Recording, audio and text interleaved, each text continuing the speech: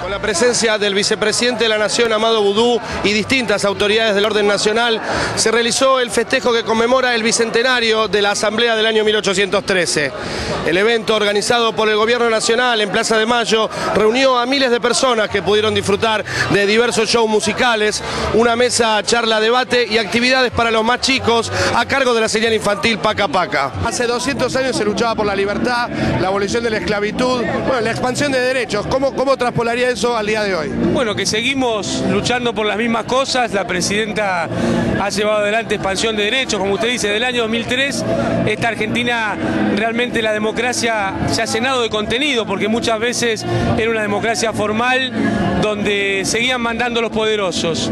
Y con Néstor Kirchner, con Cristina Fernández de Kirchner, bueno, hay más igualdad de acceso a los derechos en la Argentina.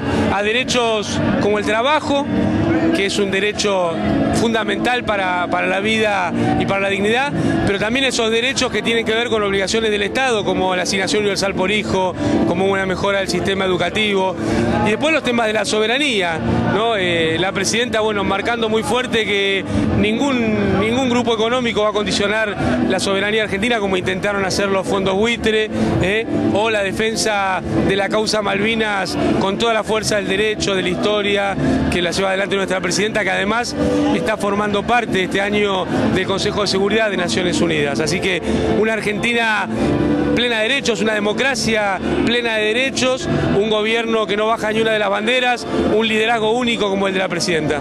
Creo que recordar el 200 aniversario de la Asamblea Constituyente del año 13 es importantísimo.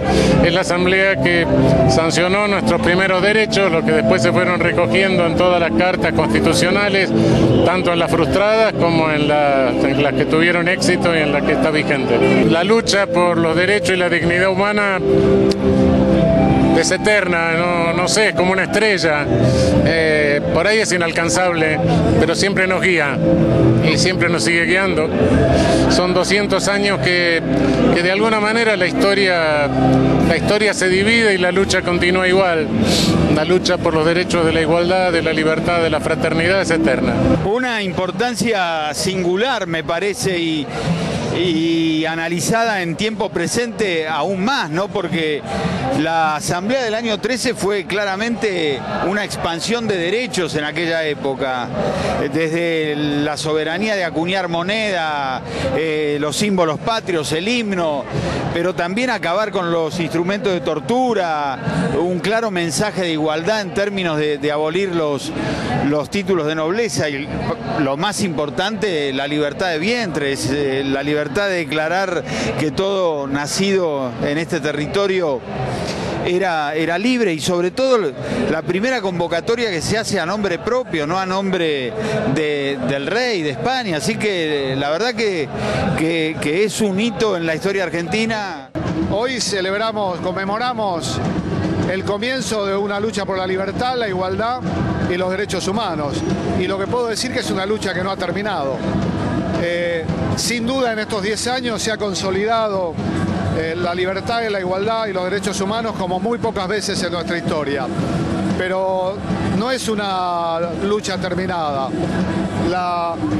Las cenizas de los instrumentos de tortura quemados en 1813 han resurgido decenas de veces en la Argentina, y creo yo que consolidar este proyecto, consolidar los valores con que soñaron esos hombres y mujeres, me parece que es consolidar el proyecto actual. Romper la esclavitud, y todos los días uno debe luchar para romper las cosas que lo atan al pasado, a lo que no nos deja ser libre. Y la negociación de la deuda soberana de Néstor Kirchner, el 6.7 destinado a la educación, 3,5 millones de niños tutelados por la asignación universal por hijo, 2,5 millones de abuelos protegidos. Es la nueva ruptura con la esclavitud de un pueblo que quiere ser libre, que lucha por la liberación de las estructuras que hacen un sistema injusto, y querer crecer como país, fortalecer nuestra capacidad de decisión nacional. Es esto lo que significa la Asamblea del año 13 después de 200 años de historia. creo que la Asamblea del año 13 en aquel momento tuvo dos grandes hechos importantes. Uno fue que por primera vez un órgano deliberativo o un órgano político hablaba en nombre del pueblo y de la nación de las Provincias Unidas del Río de la Plata, y no lo hacía en nombre de Fernando VII. Es decir, no es una declaración de independencia, pero sí es una declaración de que estamos hablando de otro tipo de soberanía, que hay una soberanía más importante que no es la del rey. Y eso ya es importante porque marca la cancha desde donde va a actuar la Asamblea del año 13. Después, por el otro lado, están las distintas medidas que sancionó, que son conocidas: el himno, acuñar moneda, la libertad de vientres, la abolición del mayorazgo, de la mita, el yaconazgo, la igualdad de los derechos de los indígenas o de los pueblos originarios con los criollos. Todas discusiones que fueron enunciadas en esa asamblea, pero que tardaron años en llevarse adelante. Incluso el caso más, si se quiere, más llamativo es el de la abolición de la esclavitud, que no llegaron a hacerlo porque las presiones de la corona de Portugal y de Gran Bretaña impidieron que las Provincias Unidas pudieran decretar la libertad de la esclavitud en un tiempo en los cuales casi ningún país del mundo tenía libertad de la esclavitud, ¿no? La abolición o la sanción de la libertad de vientres era para aquellos años una medida muy progresista y muy revolucionaria. Pensemos que son los años de la restauración monárquica.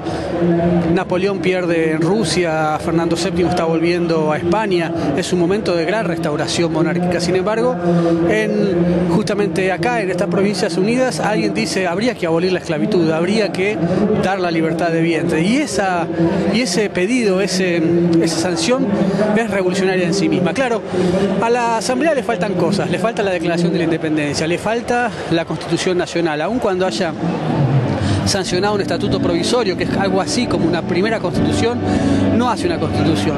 Y se enfrenta con las provincias, se enfrenta con el artiguismo, con la banda oriental, no termina de sancionar una constitución republicana. Es decir, a la Asamblea le falta mucho, pero hay muchas cosas que es lo que hace. ¿Y qué es lo que hace? Marca una tradición de lucha por los derechos civiles, por los derechos sociales, por los derechos políticos y por los derechos humanos en la Argentina. Entre la abolición de los instrumentos de tortura y de tormentos en las cárceles y los juicios por delitos de lesa humanidad en la Argentina, hay todo un hilo conductor que nace en la Asamblea del año 13. Entre esa protorrepública que es el Directorio Supremo y los discursos en favor del voto popular y mayoritario de Manuel Dorrego, y finalmente la ley Sáenz Peña, que en 1912 el radicalismo le arranca a la oligarquía, hay una relación entre la abolición del mayorazgo, que era la herencia que tenían los hijos mayores, desvinculando de toda posibilidad de heredar a los hermanos menores, y las leyes de hijos naturales que los igualaban con los hijos de familia, que se sancionó en la época de Perón, o también el voto femenino en 1949. Hay una ligazón entre la Asamblea del año 13 y ese peronismo, y también hay una ligazón entre esa Asamblea del año 13 y el derecho al matrimonio igualitario, el derecho a la asignación universal por hijo, el derecho a la ley de medios audiovisuales, de democratización de la ley de medios audiovisuales. Entonces yo creo que lo que estamos celebrando hoy es esa tradición, ¿no? Esos son esos 200 años que hacen que esa sea la mejor tradición de la Argentina. Al menos 25 muertos y más de 100 heridos es el saldo confirmado de la explosión ocurrida en el complejo administrativo de Petróleos Mexicanos en el Distrito Federal de México. En una conferencia de prensa en la sede de Pemex, el secretario de la Gobernación, Miguel Ángel Osorio, detalló que los fallecidos son 17 mujeres y 8 varones. La explosión ocurrió en el subsuelo del edificio y produjo el colapso en 4 de los 54 pisos de la torre B2 del complejo sede administrativa de Petróleos Mexicanos. La búsqueda de víctimas continúa y los grupos de rescate de Protección Civil y la Cruz Roja continúan removiendo los escombros en el sótano del edificio. Peritos de la Procuraduría General de la República continúan hoy con las investigaciones de la explosión, para la cual se apelará también a expertos nacionales e internacionales para esclarecer las causas del desastre.